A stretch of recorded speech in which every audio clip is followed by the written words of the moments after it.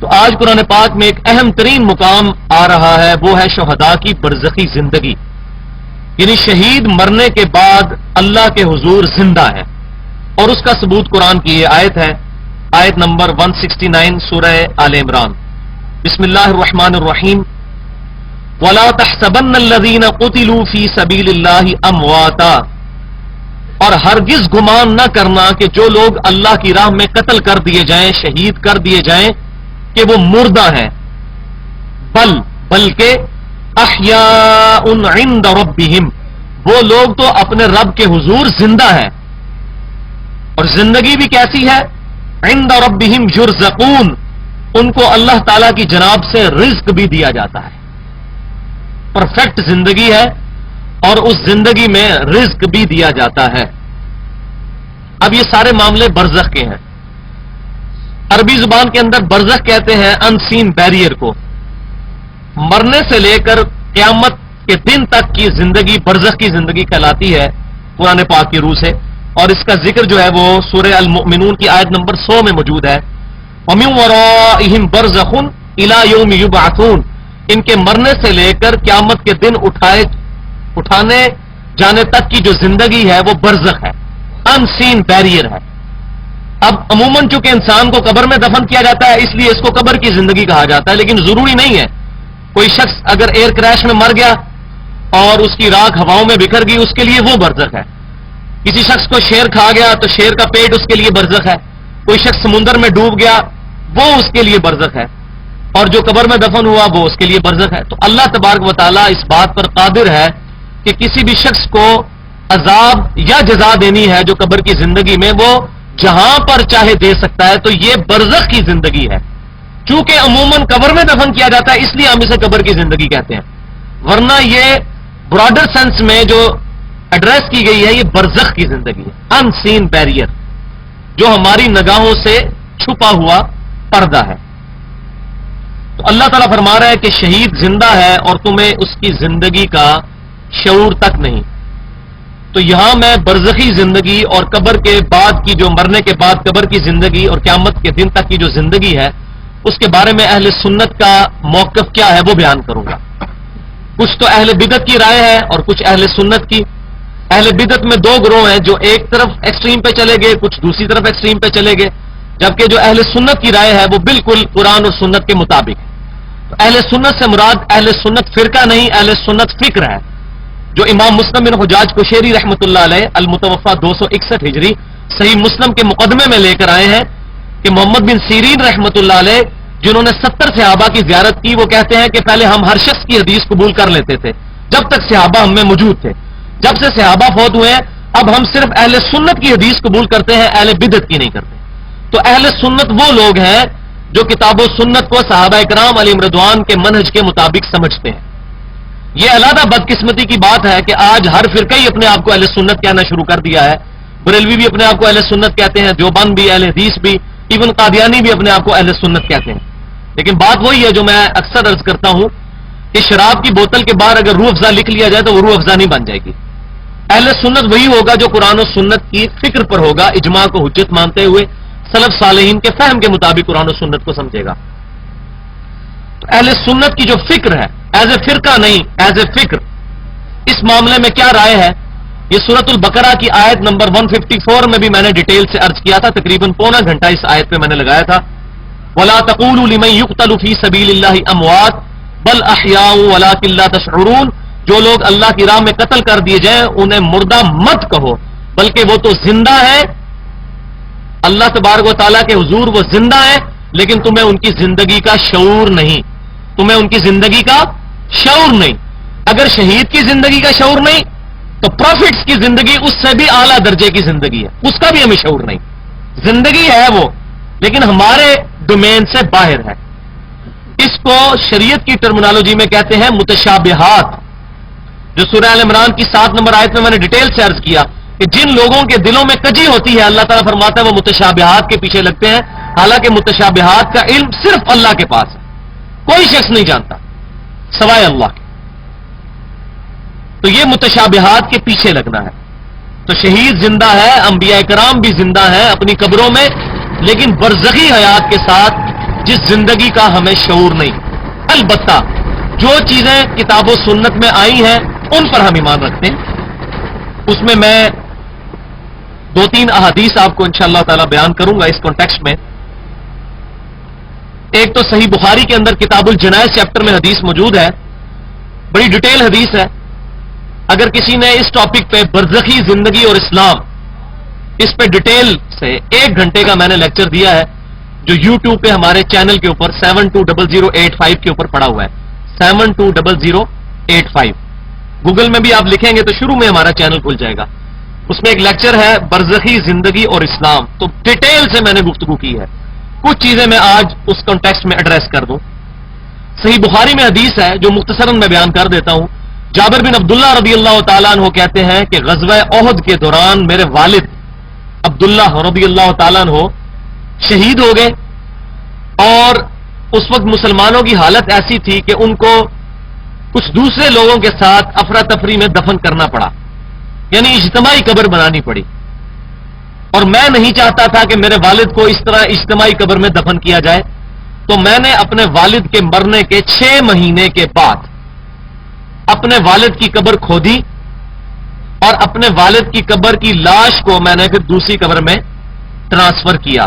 اور وہ کہتے ہیں جب میں نے اپنے والد کو قبر سے نکالا تو ان کا جسم بالکل صحیح سلامت تھا. صحیح بخاری کتاب الجنائز, اور مرنے کے 6 مہینے بعد. اب یہ کوئی سائبیریا کا برفانی علاقہ تو ہے نہیں تھا عرب کہ جہاں 6 سال بھی اگر لاش رہے, بلکہ 6 سال کیا 6000 سال بھی اگر برف میں لاش رکھ دی جائے وہ سلامت رہتی ہے. عرب کے ریگستانوں میں تو سائنٹیفکلی یہ امپاسبل ہے کہ انسان کی لاش 2 یا 3 دن سے زیادہ نکالے, اس میں تو تعفن اور بدبو پھیل جائے گی, گلنا سڑنا شروع ہو جائے گی.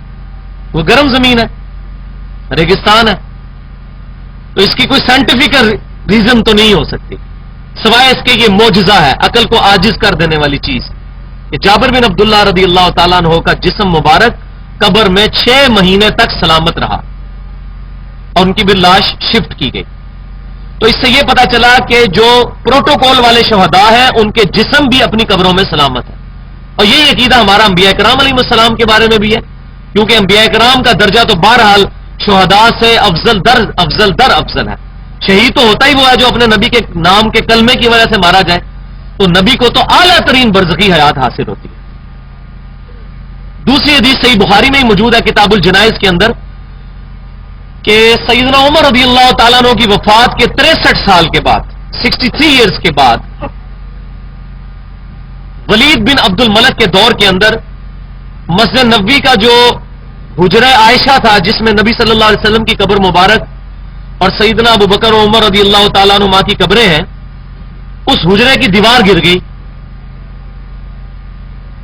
اس دیوار کو جب دوبارہ تعمیر کرنے کے لیے کھدائی شروع کی گئی بنیادوں سے اٹھانے کے لیے, تو اچانک کھدائی کے دوران ایک پاؤں باہر نکل آیا. صحیح بخاری میں کتاب الجنائز میں موجود ہے, بالکل اینڈ پہ جہاں کتاب الجنائز ختم ہوتا ہے اور کتاب الزکات شروع ہوتا ہے. جب وہ پاؤں باہر نکلا تو لوگوں نے استغفار پڑھنی شروع کر دی کہ نبی صلی اللہ علیہ وسلم کا پاؤں مبارک پنڈلی سمیت وہ ایکسپوز ہو گیا. اب چونکہ حجرہ عائشہ میں رضی اللہ تعالی عنہ میں ہر شخص کو جانے کی تو اجازت نہیں تھی, اس لیے لوگوں کو قبروں کی صحیح ڈیفینیٹ پوزیشن نہیں پتا تھی. تو سیدہ عائشہ کے جو بھانجے تھے آپ کے محرم عروہ بن زبیر رضی اللہ تعالیٰ عنہ, سیدنا زبیر رضی اللہ تعالیٰ عنہ کے بیٹے عروہ بن زبیر رحمۃ اللہ علیہ, میں ان کو کہوں گا کیونکہ تابعی ہیں, اگرچہ تابعی کے ساتھ بھی رضی اللہ تعالیٰ عنہ کہنا جائز ہے, لیکن بہتر یہ ہے کہ ہم رحمۃ اللہ علیہ کے. تو عروہ بن زبیر جو صحابی رسول کے بیٹے ہیں, سیدنا زبیر جو اشرم مبشرہ میں سے, ان کے بڑے بھائی جو ہیں وہ صحابی تھے عبداللہ بن زبیر رضی اللہ تعالیٰ عنہما. عروہ بن زبیر کو بلایا گیا, انہوں نے آ کے جب قبروں کی لوکیشن دیکھی تو انہوں نے کہا یہ سیدنا عمر کا پاؤں مبارک ہے, نبی صلی اللہ علیہ وسلم کا نہیں ہے. پھر اس پاؤں مبارک کو اندر کر کے اور دوبارہ سے اس کو دفن کر دیا گیا. تو سیدنا عمر رضی اللہ تعالیٰ عنہ کا پاؤں مبارک صحیح بخاری کی اس روایت کے تحت مرنے کے شہید ہونے کے 63 سال کے بعد بالکل صحیح حالت میں نکلا. تو شہداء کے جسم بھی اپنی قبروں میں سلامت ہے, تمام شہداء نہیں جن کی شہادت اللہ نے قبول کر لی ہے. اب یہ اللہ کو پتا ہے کہ کس کی شہادت قبول ہے کس کی نہیں ہے.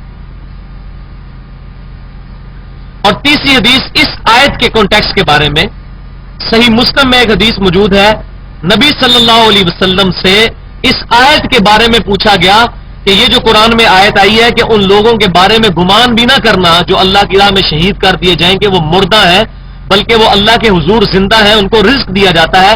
تو امام کائنات سید الاولین والآخرین شفیع المذنبین رحمت للعالمین سیدنا و مولانا امام اعظم محمد رسول اللہ صلی اللہ علیہ وسلم سے جب پوچھا گیا اس آیت کے بارے میں تو صحیح مسلم کے الفاظ ہیں، آپ صلی اللہ علیہ وسلم نے فرمایا کہ شہداء کی روحیں جو ہیں وہ سبز رنگ کے پرندے ہیں جنتی، ان کے پیٹوں میں ڈال دی جاتی ہے اور وہ جنت میں اڑتے پھرتے ہیں، اور جنت میں چرنے کے بعد عرش کے نیچے کندیلیں لگی ہوئی ہیں ان پر آ کر بیٹھ جاتے ہیں.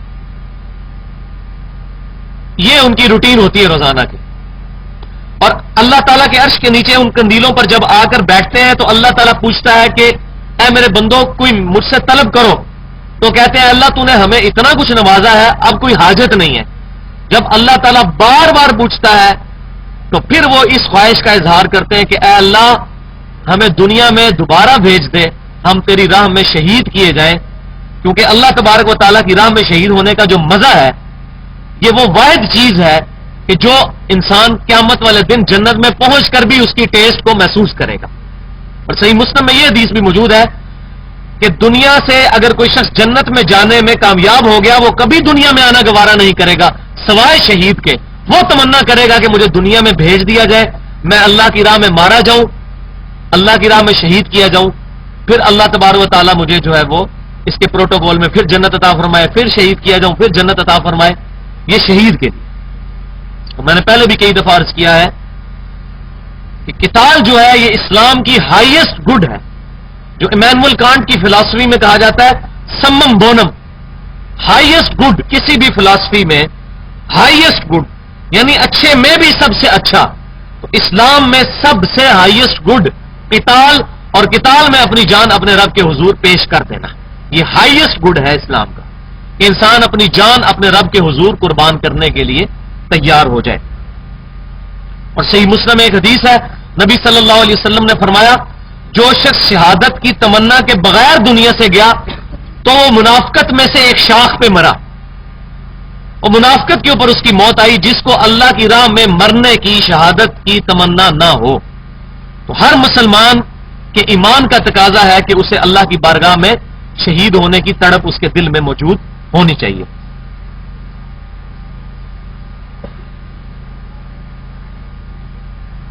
اس کانٹیکسٹ میں تمام انبیاء کے بارے میں ہمارا عقیدہ ہے کہ وہ اپنی قبروں کے اندر زندہ ہیں. البتہ انبیاء کرام کے بارے میں کچھ پروٹوکول زیادہ ملتے ہیں. جیسے صحیح مسلم میں 2 حدیثیں موجود ہیں. نبی صلی اللہ علیہ وسلم نے فرمایا کہ میں نے شب معراج بیت اللہ شریف سے مسجد اقصی کی طرف جاتے ہوئے حضرت موسیٰ علیہ السلام کو سرخ ٹیلے کے پاس اپنی قبر میں کھڑے ہوئے نماز پڑھتے ہوئے دیکھا. وَقَائِمٌ يُصَلِّي فِي قَبْرِي، وہ اپنی قبر میں کھڑے ہوئے تھے اور نماز پڑھ رہے تھے. یہ صحیح مسلم میں 2 حدیثیں موجود ہیں اوپر تلے حضرت موسیٰ علیہ السلام کے فضائل کے چیپٹر میں. اور ایک حسن درجے کی روایت مسند ابی یعلا میں بھی موجود ہے کہ انبیاء کرام اپنی قبروں میں زندہ ہیں اور نمازیں بھی پڑھتے ہیں. شیخ البانی رحمہ اللہ اس حدیث کو صحیح کہتے ہیں. کچھ علماء اس کی سند کے اوپر اعتراض بھی کرتے ہیں، اور میں کہتا ہوں اس کی سند ضعیف بھی ہو تب بھی یہ شواہد کی بنا پر یہ حدیث بالکل صحیح ہے، کیونکہ صحیح مسلم میں حضرت موسیٰ علیہ السلام کا پروٹوکول ہمیں مل گیا کہ ان کو اپنی قبر میں نماز پڑھتے ہوئے نبی صلی اللہ علیہ وسلم نے شب معراج دیکھا ہے. تو موسیٰ علیہ السلام سے تو زیادہ ہی مرتبہ ہے امام کائنات صلی اللہ علیہ وسلم کا. تو انبیاء کرام اپنی قبروں میں نماز پڑھتے ہیں، لیکن یہ قبروں میں نماز پڑھنا بھی برزخی ہے کہ دنیا کی سی نماز پر اس کو قیاس نہیں کیا جائے گا. دنیا کی زندگی سے وہ مختلف زندگی ہے. دنیا کی زندگی میں وضو کرنا، پیشاب کرنا، یہ تمام پروٹوکول ہے، آخرت کی زندگی میں نہیں ہے. صحیح مسلم میں حدیث ہے کہ جو جنتی ہیں ان کو ایک خوشبودار ڈکار آئے گی اور سارا کھانا ہضم ہو جائے گا، تو کھانا اور پیشاب کی حاجت نہیں ہوگی. تو جنتیوں کا تو معاملہ ہی بالکل ڈفرنٹ ہے. قبر بھی جنت کے باغوں میں سے ایک باغ ہے. تو برزخ کی زندگی اس کا پروٹوکول بالکل ڈفرنٹ ہے. اس میں جو لوگ غلو کا شکار ہوئے ہیں، اور میں نے اس اپنے لیکچر میں ایڈریس کیا ہے کہ کچھ لوگوں نے اس میں غلو کا شکار ہو کر نبی صلی اللہ علیہ وسلم کی قبر مبارک میں زندگی کو دنیاوی زندگی مانا، تو وہ ایک ایکسٹریم پہ ہے، اور دوسرے اس ایکسٹریم پہ ہیں وہ گستاخ لوگ جو کہتے ہیں نبی صلی اللہ علیہ وسلم نعوذ باللہ من ذالک قبر میں مر کے مٹی ہو چکے ہیں۔ یہ بہت تھوڑا سا گروہ ہے، دیوبند کا مماتی گروہ جو ہے، ان کے اندر کچھ لوگ غلو کرتے ہیں۔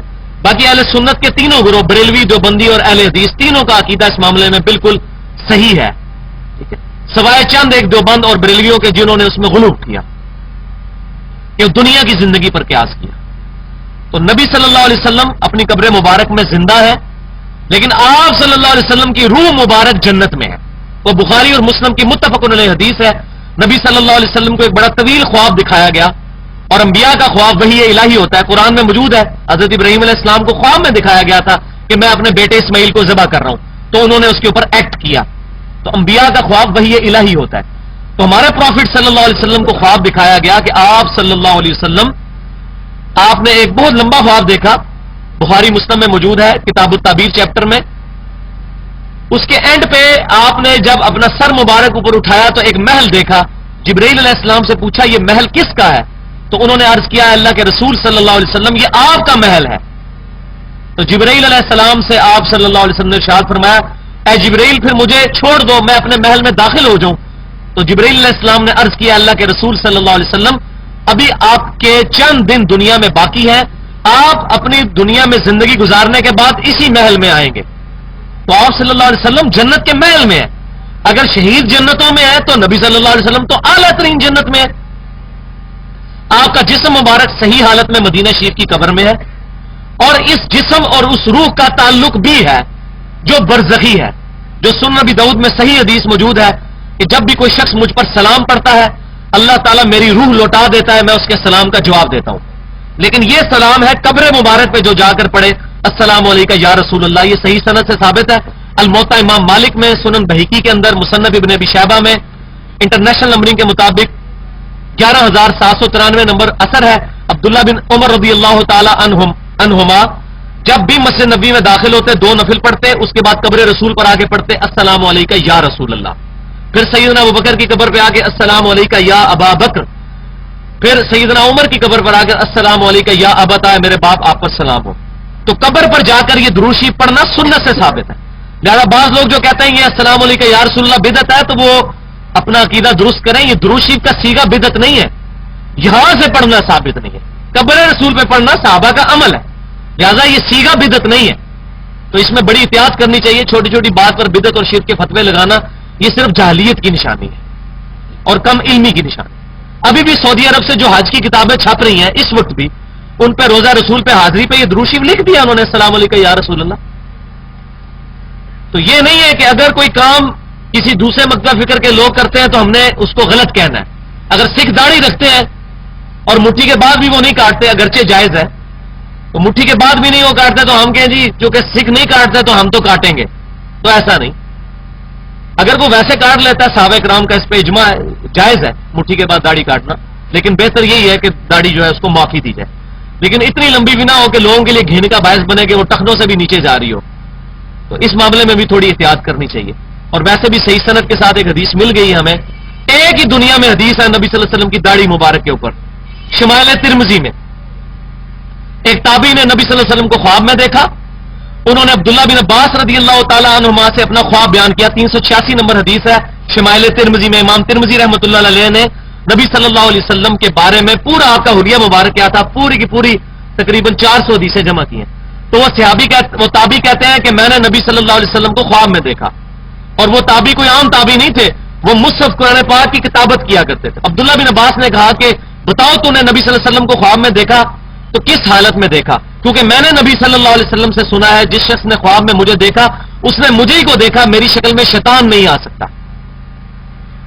تو انہوں نے پھر نبی صلی اللہ علیہ وسلم کا حلیہ بیان کرنا شروع کیا بڑی ڈیٹیل کے ساتھ کہ آپ صلی اللہ علیہ وسلم کا رنگ گندمی مائل سفید اور قد مبارک درمیانہ، آپ صلی اللہ علیہ وسلم کی گردن مبارک جو ہے وہ لمبی، اور آپ صلی اللہ علیہ وسلم کی داڑھی مبارک گھنی اور سیاہ اور پورے چہرے کا احاطہ کیے ہوئے، اور چہرے پہ اور سینے پہ وہاں تک پھیلی ہوئی تھی اس ہڈی تک جو گلے اور سینے کی ملی ہوئی ہڈی ہوتی، یہ والی ہڈی جس کو نہر کہتے ہیں عربی زبان میں، نہر یہ 2 ہڈیاں نکل کے یہ شولڈر تک جاتی ہیں، اس کو نہر کہا جاتا ہے۔ تو نہر تک پھیلی ہوئی تھی، یعنی کم از کم آپ صلی اللہ علیہ وسلم کی مٹھی داڑھی ضرور تھی، کم از کم. اور میں نے اس پہ یہ اجتہاد کیا کہ اسی لیے عبداللہ بن عمر رضی اللہ تعالیٰ عنہ مٹھی کے بعد اپنی داڑھی کٹوا دیا کرتے تھے. میں نہیں کٹواتا، یہ نہ سمجھے گا میں اپنے لیے کوئی جواز پیدا کر رہا ہوں، لیکن میں آپ کو سمجھا رہا ہوں. صحیح بخاری میں موجود ہے عبداللہ بن عمر رضی اللہ تعالیٰ عنہ حج اور عمرے کے موقع پر تو خصوصاً، اس کے علاوہ بھی الموطا امام مالک میں موجود ہے کہ حج عمرے کے علاوہ بھی عبداللہ بن عمر مٹھی کے بعد داڑھی کاٹتے تھے. اور مزے کی بات ہے یہ جو حدیث ہے کہ داڑیاں بڑھاؤ اور مجھے پس کرو، اس کے راوی بھی عبداللہ بن عمر ہے. اور اصول محدثین کے مطابق راوی اپنی حدیث کو سب سے بہتر جانتا ہے.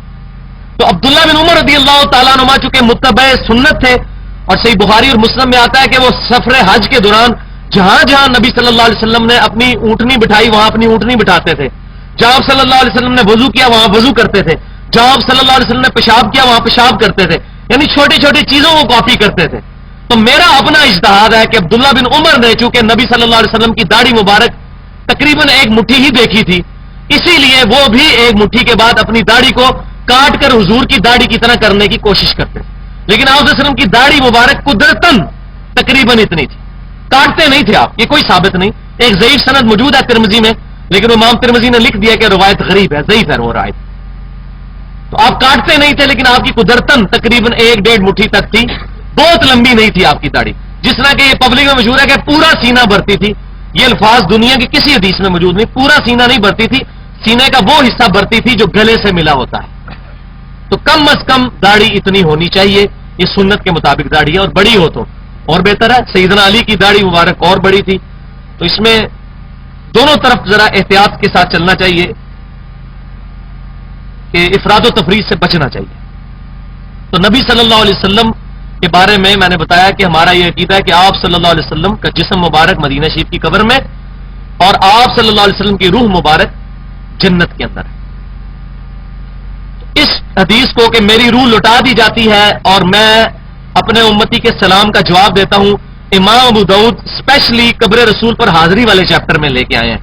لہذا سلف کے منہج کے مطابق یہ قبر رسول صلی اللہ علیہ وسلم پر حاضری کے بارے میں ہے یہ حدیث. جو بھی شخص قبر رسول پر حاضری دے السلام علیکم یا رسول اللہ، تو اللہ تعالیٰ رسول اللہ علیہ وسلم کی روح کو اس کی طرف متوجہ کر دے گا.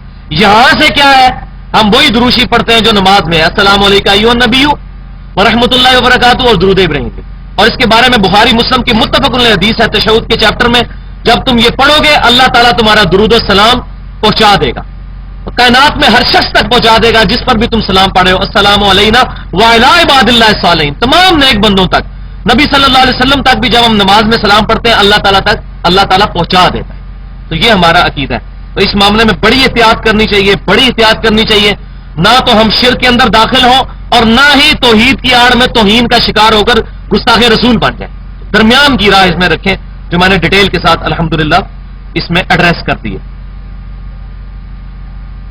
تو اللہ تبارک تعالیٰ فرما رہا ہے کہ وہ لوگ اللہ کے حضور زندہ ہیں، ان کو رزق دیا جاتا ہے. حدیث سے میں نے اس کی ڈیٹیل بھی بتا دی، اور کچھ حصہ قرآن پاک میں بھی موجود ہے. فرحین بما آتاہم اللہ من فضل، وہ ان نعمتوں میں فرحت کے ساتھ ہیں جو اللہ نے اپنے فضل سے ان کو عطا کیے ہیں، جو صحیح مسلم میں ہم سن چکے کہ جنت میں پھرتے ہیں وہ پرندوں کی شکل میں، اور پھر شام کے وقت آ کر اللہ تعالیٰ کے عرش کے نیچے کندیلوں پر آ کر بیٹھ جاتے ہیں. وَيَسْتَبْشِرُونَ بِالَّذِينَ لَمْ يَلْحَقُوا بِهِمْ مِنْ خَلْفِهِمْ، اور وہ خوش ہوتے ہیں ان لوگوں کے سبب جو ابھی تک شہید ہو کر ان تک نہیں پہنچے، ان کے بارے میں بھی خوش ہوتے ہیں. ان کے بارے میں کیوں خوش ہو رہے ہیں؟ اس لیے کہ ان کو خوشی ہوتی ہے کہ الحمدللہ ہم بھی قتال کے راستے پر چل کر جنت تک پہنچے، اور ہمارے بھائی جو ہمارے ساتھ تھے، جو کتاب و سنت کے منہج پر چل رہے تھے، یعنی صحابہ کرام کے بارے میں پرٹیکولر ہے یہ، اور قیامت تک کے لیے ظاہر ہے ہر مسلم کے لیے، تو وہ خوش ہوتے ہیں کہ ہم بھی کامیاب ہوئے اور ہمارے اسی راستے پہ چلنے والے ہمارے باقی بھائی بھی اسی جنت تک پہنچیں گے. تو مومن تو دوسرے مومن کو خوشی میں دیکھ کر خوش ہوتا ہے. تو اللہ تعالیٰ فرماتا ہے وہ جنتی جنت میں پہنچ کر خوش ہوں گے اپنے بھائیوں کے بارے میں جو ابھی دنیا میں موجود ہیں، ابھی تک وہ دنیا میں موجود ہیں، ان کے بارے میں خوش ہوں گے کہ وہ لوگ بھی مر کر یہاں تک پہنچیں گے. اللہ خوف علیہم ولا هم یحزنون، کہ نہ تو ان کے لیے کوئی خوف ہے اور نہ کوئی ان کے لیے غم ہے قیامت والے دن اور جنت میں. یستبشرون بنعمت من اللہ وفضل، وہ لوگ خوش ہو رہے ہوں گے اللہ کی نعمتوں پر اور اس کے فضل پر. وَأَنَّ اللَّهَ لَا يُضِيعُ أَجْرَ الْمُؤْمِنِينَ، اور بے شک اللہ تعالیٰ مومنوں کے اجر کو ضائع کرنے والا نہیں ہے. اللہ تبارک و تعالیٰ تو بڑا قدر شناس ہے. میں 2-4 دن پہلے اپنے آفس میں بھی ایک بھائی سے یہ بات کر رہا تھا. اللہ تعالیٰ انسان کی ایک نیکی کی اتنی قدر کرتا ہے کہ اس کے سارے گناہ معاف کر دیتا ہے، اور انسان کسی کی ایک غلطی کو پکڑ کر اس کی ساری نیکیوں کو زیرو سے ضرب دے دیتا ہے. انتہائی انج ہے ایک غلطی پکڑ کے. اور اللہ تعالیٰ اتنا قدر شناس ہے کہ کسی کی ایک نیکی پکڑ کر چاہے تو اس کے سارے گناہوں کو معاف کر. تو اللہ تعالیٰ فرما رہا ہے میں مومنوں کا اجر ضائع کرنے والا نہیں ہوں. کسی کو یہ وسوسہ بھی نہ آئے کہ ہم جو دنیا میں اپنے رب کے لیے اتنی تکلیف اٹھاتے ہیں تو قیامت والے دن پتہ نہیں مجھے اجر ملے گا یا نہیں ملے گا. اپنے رب سے اچھا گمان رکھیں. اور بخاری اور مسلم کی متفق علیہ حدیث ہے، میں اپنے بندے کے گمان کے قریب ہوں.